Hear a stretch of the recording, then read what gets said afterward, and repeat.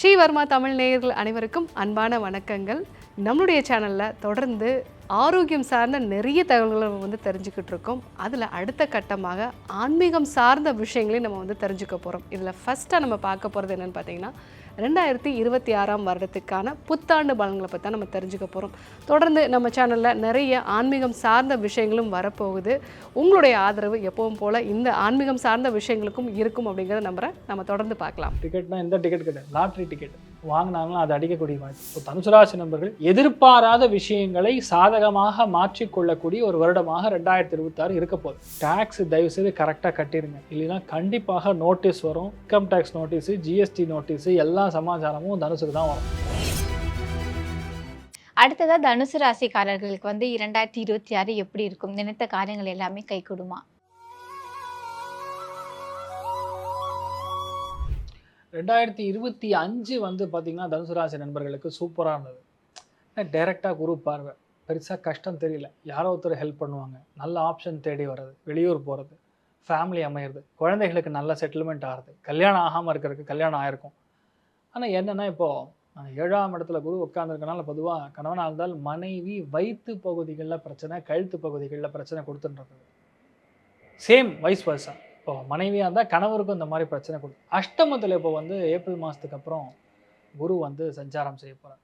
அஷ்டமத்தில் குரு சஞ்சாரம் செய்தால் என்ன நடக்கும் அப்படின்னா ஒரு விஷயம் சொல்லிடுறேன். அஷ்டமத்தில் குரு சஞ்சாரம் செய்வது நல்லது கிடையாது. ஆனால் திரிகோணத்தில் சனி உட்கார்ந்துருக்கிறதுனால கண்டிப்பாக எதிர்பாராத அதிர்ஷ்டம், எதிர்பாராத லக், அதாவது ஃபேமிலியில் குழந்தை எப்படா ரெடி ஆவான், குழந்தைகளுக்கு இருக்கக்கூடிய கஷ்டங்கள், இல்லைன்னா குழந்தை எப்படா போய் வெளிநாட்டில் படிப்பான், படிக்கவே மாட்டேங்கிறானே அவன், எப்படா இவன் செட்டில் ஆவான்னு சொல்லக்கூடிய நிலைமைகளில் திடீரென்று ஒரு பெரிய ஒரு சூழல் மாறி, உங்களுடைய இயற்கையாகவே சில சூழல்கள் மாறி மாறக்கூடிய பிராப்தம், படிக்கக்கூடிய பிராப்தம், செட்டில் ஆகக்கூடிய பிராப்தம், முன்னேற்றத்தை பாதையை பார்க்கக்கூடிய வாய்ப்புகள் இருக்குது.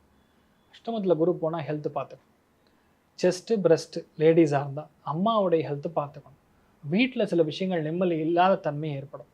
அஷ்டமத்தில் குரு போகும்போது பார்வை பலம் அப்படின்னு ஒன்று இருக்குது. வரையத்துக்கு இருக்குது, தனஸ்தானத்துக்கு இருக்குது, சுகஸ்தானத்துக்கு இருக்குது, ருணம் ரோகம் சத்ருஸ்தானத்துக்கு இருக்குது. இப்போ காசு பணத்தில் உங்களுக்கு பிரச்சனை கிடையாது. காசு பணத்தில் உங்களுக்கு ஜாக்பாட் ஃபார் ஷோர். ஏன்னா எதிர்பாராத அதிர்ஷ்டம். நிறைய பேர் வெளியூர் வாசிகள்லாம் டிக்கெட் வாங்குவாங்க. டிக்கெட்னா எந்த டிக்கெட் கிடையாது, லாட்ரி டிக்கெட் வாங்கினாங்களும் அது அடிக்கக்கூடிய வாய்ப்பு. அஷ்டமத்தில் எப்போ குரு பாருனோ அப்போ புதையல் யோகம் ஏற்படும், பினாமி யோகம் ஏற்படும். இதெல்லாம் கண்டுபிடிச்ச யோகங்கள். இதெல்லாம் அப்படின்னா என்ன அர்த்தம்? யாரோ சொத்து நமக்கு வர்றது, அம்மாவுடைய சொத்து நமக்கு வர்றது, முப்பாட்டனுடைய சொத்து நமக்கு வர்றது, வயல்லாம் இருந்ததுன்னா நம்ம பேரில் எழுதி வைக்கிறது, இந்த மாதிரி விஷயங்கள்லாம் தனுசுக்கு கண்டிப்பாக ஏற்படும். வீட்டில் மூத்த பெண் யார் இருந்தாங்களோ, நான் சொல்கிறது மாமியார் இல்லை அம்மா இருந்தாங்கன்னா அவங்க ஹெல்த்தெல்லாம் கொஞ்சம் பார்த்துக்கணும். வயிறு உபாதைகள், அடிவயிறு சம்மந்தப்பட்ட பாதிப்பு, கழிவுகள் போகக்கூடிய பாதிப்பு, இதெல்லாம் பார்க்குற மாதிரி வரும். அஷ்டமத்தில் குரு போகும்போது வாழ்க்கை துணையோட ஹெல்த்து முகப்பகுதிகளில் பிரச்சனை வரும். அது கண்டிப்பாக நம்ம பார்த்துக்க வேண்டிய. அதே மாதிரி ஒரு விஷயம் நான் ஓப்பனாக சொல்லிடுறேன். தனுசு ராசி நண்பர்கள் தயவு கூர்ந்து யாரெல்லாம் பிஸ்னஸில் இருக்கீங்களோ இல்லை எம்ப்ளாய்மெண்ட்டில் இருக்கீங்களோ டேக்ஸ் தயவு செய்து கரெக்டாக கட்டிடுங்க, இல்லைன்னா கண்டிப்பாக நோட்டீஸ் வரும். Income tax notice, GST notice எல்லா சமாச்சாரமும் தனுசுக்கு தான் வரும். தனுசு ராசியில் பிறந்தவங்க தயவு செய்து டேக்ஸ் எக்ஸம்ப்டு எஸ்கேப் பண்ணாங்க, கரெக்டாக கட்டுறதுங்கிறது பெனிஃபிட். ரெண்டாவது ஆடிட்டர் ஏதாவது பிரச்சனை ஆச்சுன்னா மாற்றிடுறது கூட பெனிஃபிட் தான். அஷ்டமத்தில் குரு போகும்போது சம்டைம்ஸ் என்ன பண்ணுவோம், தங்கத்தை நம்ம தொலைக்கிற மாதிரி நிலைமை ஏற்பட்டுரும். அதாவது நீங்கள் போட்டிருக்கிற அணிகலன்கள் ஆட்டம் இதெல்லாம் தொலைக்கிற மாதிரி விஷயங்கள். இந்த டைமில் என்ன, புது வீடு வாங்கலாமா, வாங்கக்கூடாது. புது வண்டி வாங்கலாமா, வாங்கக்கூடாது. செகண்ட் ஹேண்ட் வாங்கிக்கிறது பெனிஃபிட். இப்போ ஒரு வண்டி வாங்குறீங்க, ஆடி ஒரு 5000 கிலோமீட்டர் ஓடி இருக்கு, தாராளமாக வாங்கிக்கலாம். அது உங்களுக்கு பெரிய ஒரு யோகத்தை கொடுக்கும். ஒரு வீடு வாங்குறீங்கன்னா ஆடி வாங்கின வீடாக இருக்கும். நான் சொல்கிறது ரீசேல் ப்ராப்பர்ட்டி, அது ஒர்க் அவுட்டும். நிலத்தை பொறுத்த வரைக்கும் இட்ஸ் ஆல்வேஸ் எ ரீசேல். எப்பவுமே புதுசாக போய் யாரும் நிலம் வாங்க மாட்டாங்க. நான் சொல்ல ப்ரமோட்டராக கொடுக்குறா மட்டும்தான், அதுவுமே ஓல்டு தான், அப்படி அது நம்ம பேரில் மாற்றி கொடுக்குறாங்க, அவ்வளோதான். ஸோ பேசிக்கலாகவே இந்த தனுசு ராசி நண்பர்களுக்கு செகண்ட் ஹேண்ட் அப்படிங்கிறது நல்லா வேறு ஜப்தான ப்ராப்பர்ட்டி, செகண்ட் ஹேண்ட் கோல்டு, புரியுதுங்களா? அதே மாதிரி எதிர்பாராமல் குழந்தை பிறப்பு, எதிர்பாராத நமக்கே தெரியாது. 30 நாள் 40 நாள் 50 நாள் ஆயிருக்கும். நம்ம வேறு ஏதோ கம்ப்ளைண்ட் நினச்சிருப்போம். ட்ரீட்மெண்ட் அதுக்கு போய் கொடுக்கும்போது தான், பல்ஸ் செக் பண்ணும்போது தான் குழந்தை இருக்குன்னு கண்டுபிடிப்போம். பெண் குழந்தையாக பிறக்கும், இவ்வளோ நாள் எதிர்பார்த்துருக்கக்கூடிய குழந்தை பிறக்கும். ஸோ தெய்வ அனுகிரகங்கிறது தனுசு ராசி நண்பர்களுக்கு எதிர்பாராத வகையில் தான் நடக்கிறதுன்னு புரிஞ்சுக்கணும். மெயினாக அதில் நான் பார்க்குறது என்ன, வியாழக்கிழமை அன்னைக்கு உபவாசம் செய்கிறது. மகா பெரியவரை மனசார வணங்குறது. அதே மாதிரி பார்த்தீங்கன்னா கோ சூக்தம் அப்படின்னு இருக்கு. பசுமாட்டுக்கு நீங்கள் தான தர்மங்கள் செய்வது.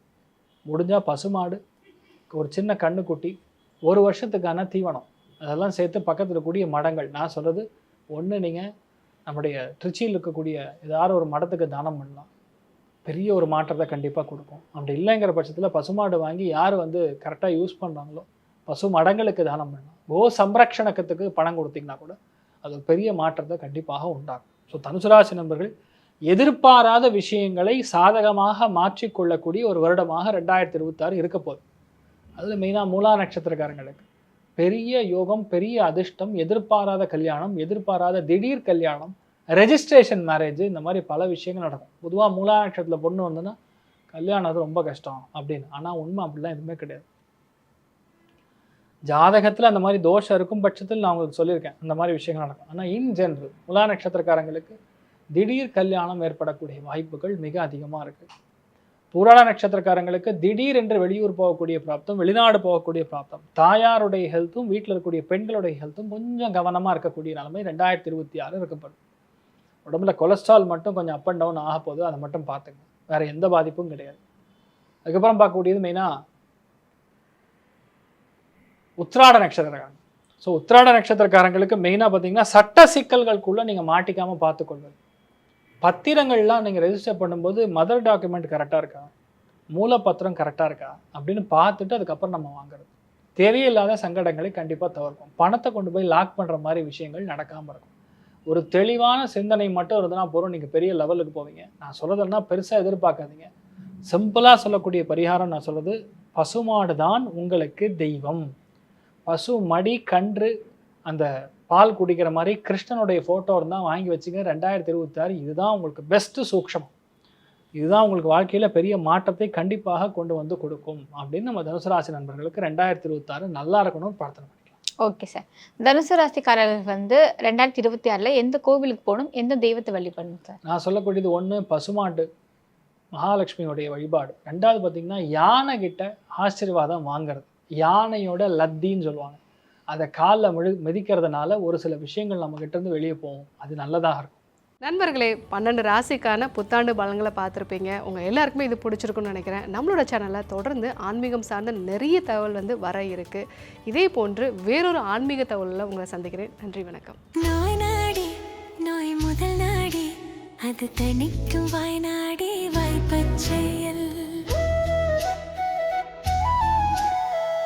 இறைவழி மருத்துவம் அதுவே எங்கள் மகத்துவம். இறைவழி மருத்துவம் அதுவே எங்கள் மகத்துவம். அனைத்து நோய்களுக்குமான குணம் டாக்டர் ஸ்ரீவர்மாஸ். ஆரோக்கியமும் ஆன்மீகமும்.